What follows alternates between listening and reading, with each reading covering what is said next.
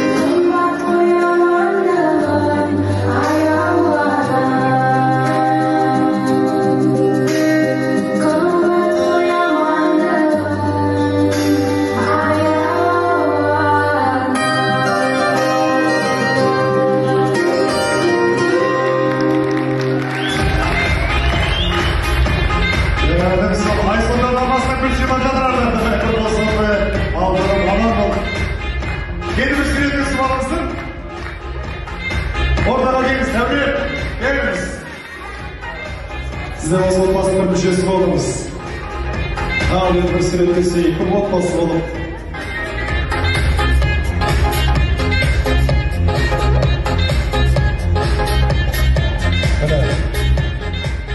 Әпкемнің үш бірдей сұлу қызының анаға деген арнау ән тыңдадыңыздар.